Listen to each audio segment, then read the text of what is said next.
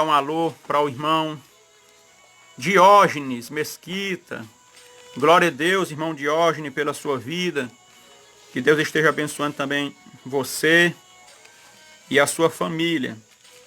Vamos meditar na palavra de Deus. Livro de Atos dos Apóstolos, capítulo 12, versículo de número 5. Eu creio que Deus tem uma mensagem para os nossos corações nesta oportunidade. Aleluia. Diz assim: Pedro, pois, era guardado na prisão, mas a igreja fazia contínua oração por ele a Deus. Louvado seja o nome do Senhor.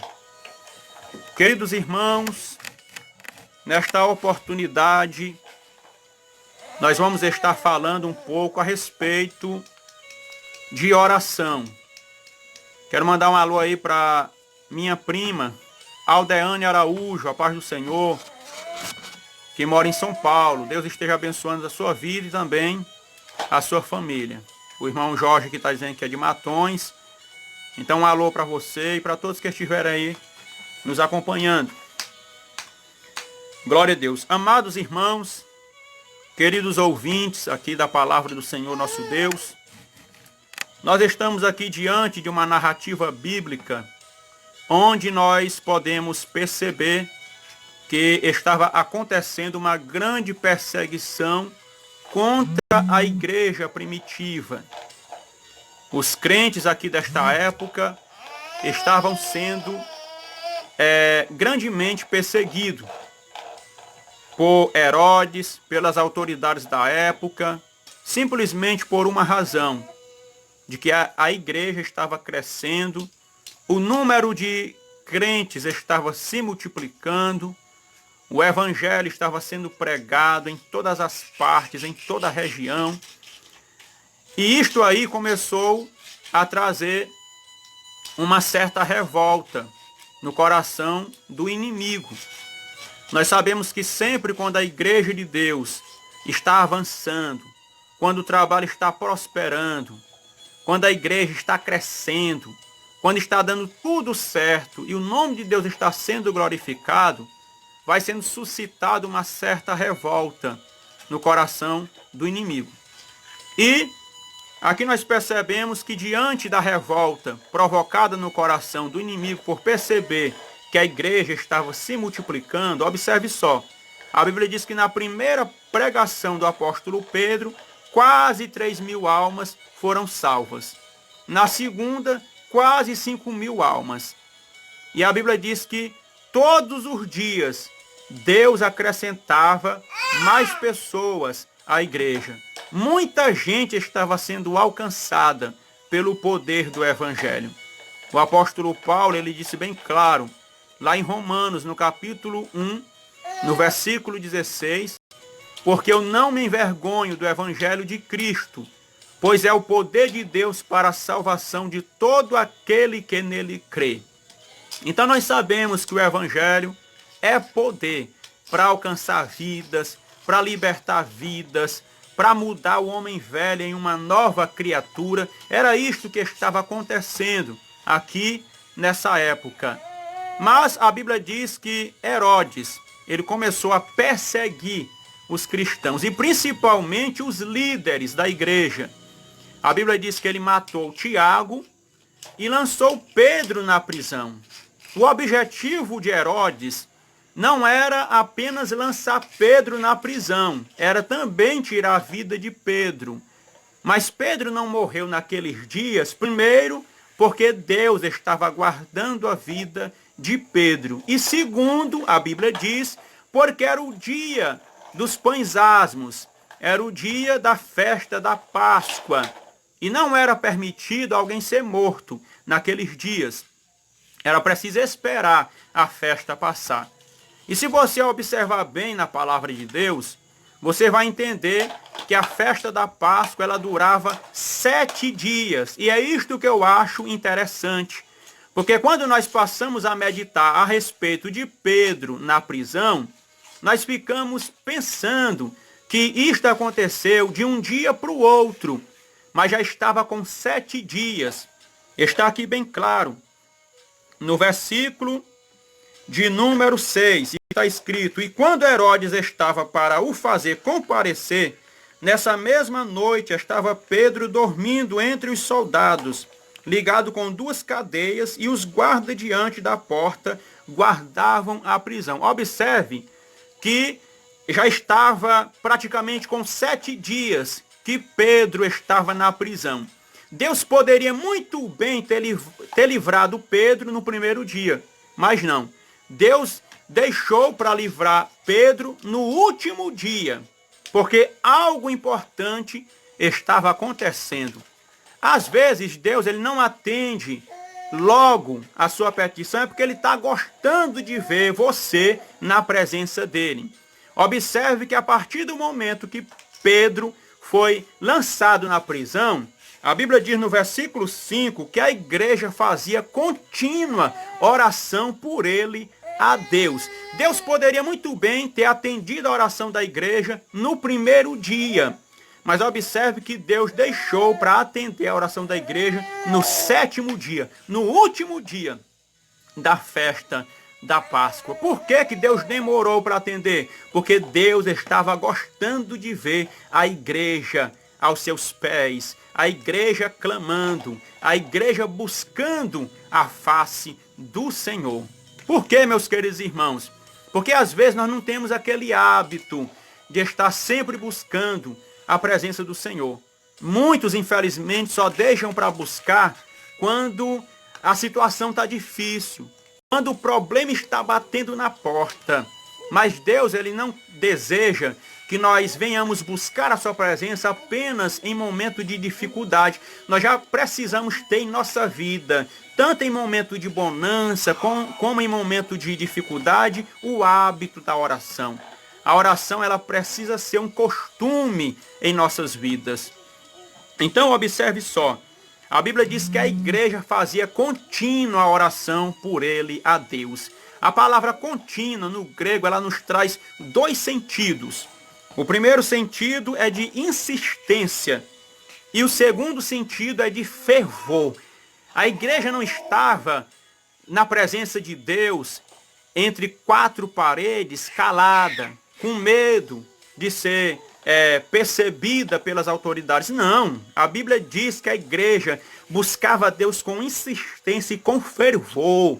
Eles estavam clamando a Deus para que Pedro fosse liberto. A palavra clamar significa gritar. Eu me lembro da história do cego Bartimeu. A Bíblia diz que era um cego que vivia à beira do caminho. Uma grande multidão um certo dia estava passando. Ele ficou curioso para saber o porquê daquela grande multidão, porque não era normal uma grande multidão passar por aquela estrada. E alguém disse para ele: é Jesus de Nazaré que está passando. Aí ele pôs-se a clamar, a gritar pelo nome de Jesus. Então clamar significa gritar. Aleluia. Era assim que a igreja estava pela vida de Pedro. Aí a Bíblia nos mostra que enquanto a igreja estava insistentemente na presença do Senhor, com fervor, para que Pedro fosse liberto, olha só o que aconteceu. A Bíblia diz no versículo 7, e eis que sobreveio o anjo do Senhor, e resplandeceu uma luz na prisão, e tocando a Pedro no lado, o despertou, dizendo: levanta-te depressa. E caíram-lhe das mãos as cadeias. Ou seja, enquanto a igreja estava orando insistentemente, já no 7º dia, não foi uma busca apenas de um dia, não foi uma busca de apenas 1 hora, era uma busca já de 7 dias, era uma busca intensa, com fervor, oração, clamor na presença do Senhor. Deus estava agindo, Deus estava trabalhando, o sobrenatural de Deus estava acontecendo. Deus enviou um anjo dentro daquela prisão. E a Bíblia diz, amados e queridos irmãos, está escrito que quando estou na prisão, as cadeias que estavam segurando Pedro caíram por terra. Isto é resultado de oração. Olha só o quanto que a oração ela tem poder. A oração tem poder de fazer mover os céus. A oração tem poder de fazer mover o braço de Deus. A oração tem poder de fazer com que Deus envie anjo para guardar e dar livramento para o seu povo.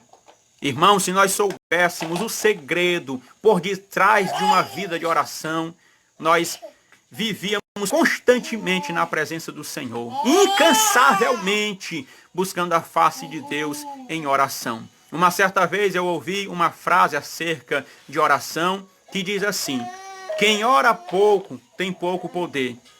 Quem ora muito tem muito poder, mas quem não ora nada não tem nenhum poder.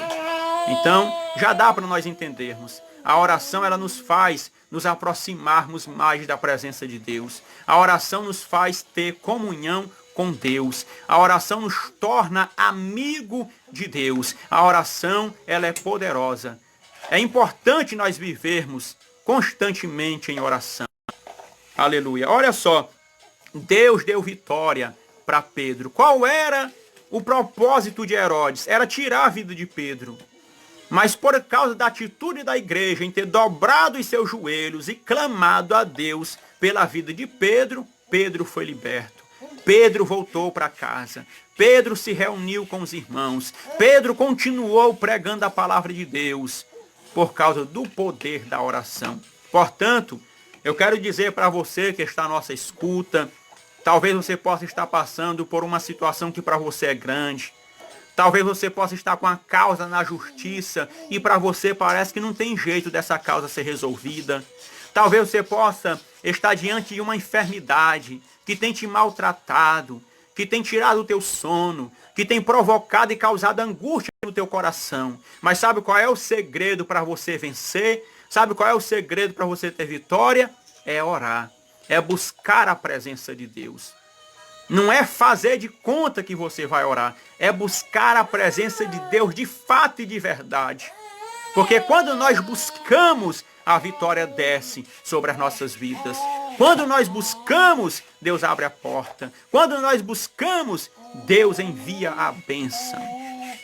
A Bíblia diz lá em Jeremias, no capítulo 33, versículo 3: clama a mim e responder-te-ei, e anunciar-te-ei coisas grandes e firmes que tu não sabes.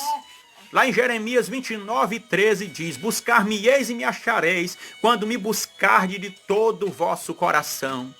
Lá em Mateus capítulo 7, versículo 7 diz: pedi e dá-se-vos-á, buscai e encontrareis, batei e abri-se-vos-á, porque qualquer que pede recebe, o que busca encontra, e o que bate se abre. Está escrito lá em 2 Crônicas, capítulo 7, versículo 14. E se o meu povo, que se chama pelo meu nome, se humilhar e orar e buscar a minha face e se converter dos seus maus caminhos, então eu ouvirei dos céus, perdoarei os seus pecados e sararei a sua terra. Lá no Salmo 50, versículo 15 está escrito: invoca-me no dia da angústia, eu te livrarei e tu me glorificarás. Olha só o quanto é importante nós buscarmos a presença de Deus. O quanto é importante nós orarmos ao Senhor. Se está difícil para você, o segredo é orar. É clamar a Deus. A Bíblia diz que Deus não está dormindo. Deus não dorme nem cochila. Ele contempla a todos os moradores da face da terra. E a Bíblia diz que a oração de um justo, ela pode muito em seus efeitos. Amém? Você pode dar um glória a Deus neste momento? Existe um certo ditado que o mundo gosta de dizer, que quem canta os seus males espanta. Mas eu gosto de dizer outro ditado: quem ora, melhora. Se você quiser melhorar, se você quiser vitória, se você quiser uma vida diferente, abençoada por Deus, o segredo é: viva uma vida de oração. E você vai ver a diferença de Deus.